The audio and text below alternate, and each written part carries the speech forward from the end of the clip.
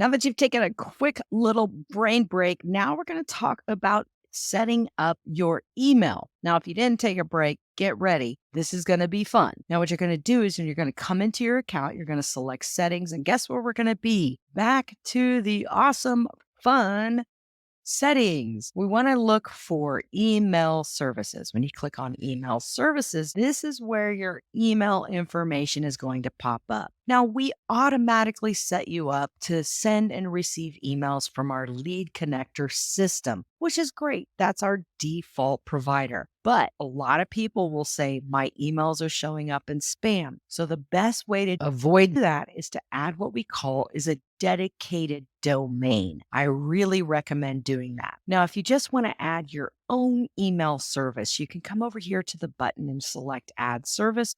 This is where you would add your own email service provider. A great example would be if you're using Outlook, Google, or maybe another provider. What does this mean? This means that that other provider is the one that bills you for your email service. Something to note when it comes to adding your own email service provider. If you're using a Gmail or a free Yahoo email or a G Suite email, there are important guidelines when it comes to sending limits. What does that mean? It means you can't send 10,000 people an email campaign when you're using your own email service, but utilizing a dedicated domain or a default provider like Lead Connector allows you to send those bulk emails as you begin to grow your trust with that email. So again, if you plan on just sending and receiving emails and you're not doing any crazy marketing campaigns or email blasts or working with newsletters, this is where you go in to add your own email service. And all you'll do is select the service. When you do, it's going to ask you for your email, your password. You'll save it, and then it's going to take you through the process, and then it will show up here once that's connected. What does it mean when we say add a dedicated domain? It means that you have a domain that's related to your website domain or a set domain that has your email and your domain that matches. We always recommend having a professional email to go with your professional domain. So if your domain is your website, yourwebsite.com, www.website.com. The domain you want to enter is you want to be able to go into your domain registration and you want to be able to add something like reply.website.com. This is what we call a subdomain. So you'll have to go into your domain settings to be able to add and set all of this up. We use a company called Cloudflare, and I recommend using that because it runs so great when it comes to you advancing in utilizing the software.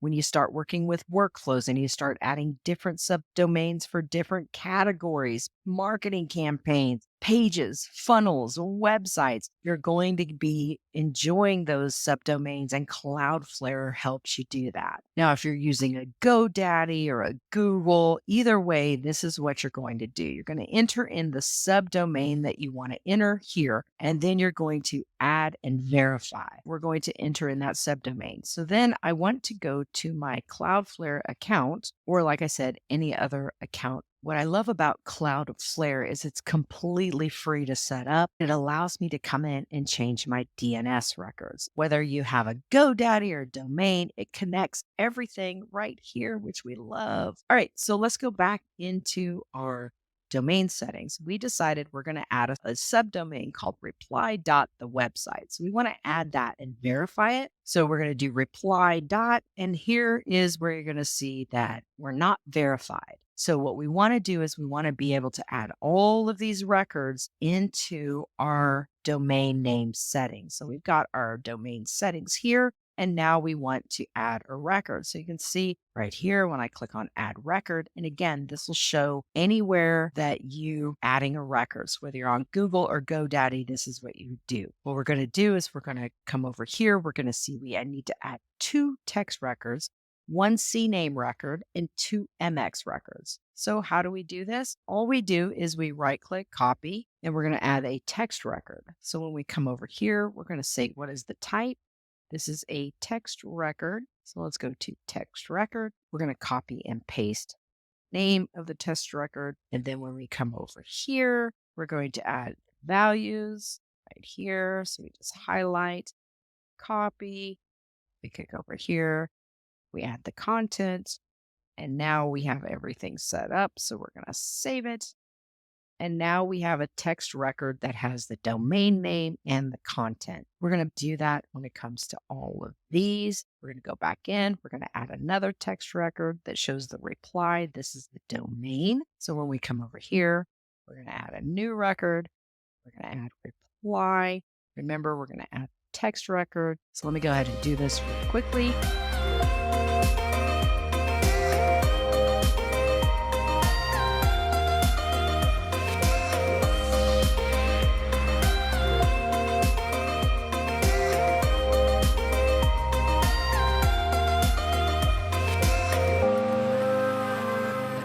And now we should have all of our records loaded and ready to go. So once that's in and we have it saved, we're going to hit verify domain.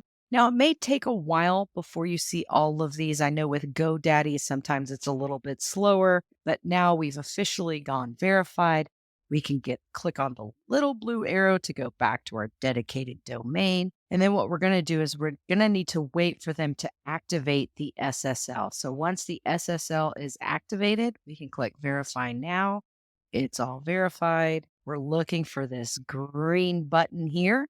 And then when we go back, check this out.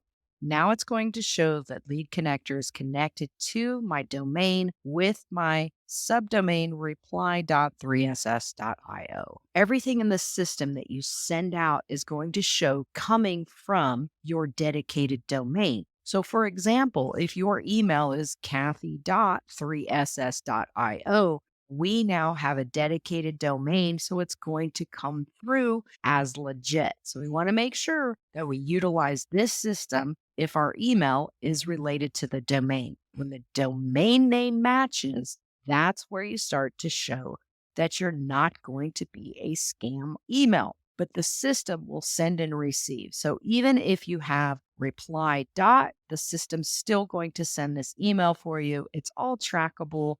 And it's all inside your Lead Connector services. You can always set up a reply and forward. So if you want it to forward or blind carbon copies, sending emails back and forth, if you want to do a reply address, abc@whatever.com, maybe my reply address is team at, meaning if they get an email, this is where it would reply to. But I recommend leaving everything the same right now while you're coming in to learn the system. So you want to make sure that you have everything set up. So everything you send out into the system and everything they reply to in the system comes right back to your conversations. Now you can also check your email analytics here as well. So you'll be able to see emails that were sent, clicked, delivered, any complaints. So we want to make sure that we're following all those guidelines and not going out and sending 10,000 emails all up front. With your brand new account, I recommend doing a 10-day warm up. When it comes to sending out phone messages or email messages, we recommend sending it to people you know. So the first 10 days while you're inside the software, don't try to send a marketing campaign. Just talk back and forth with your phone and talk back and forth with your email with your already known and trusted customers. It's a great way to get the conversations going, to start tracking it in your software and get some domain authority. The main things to look for is in email services is that we don't want complaints,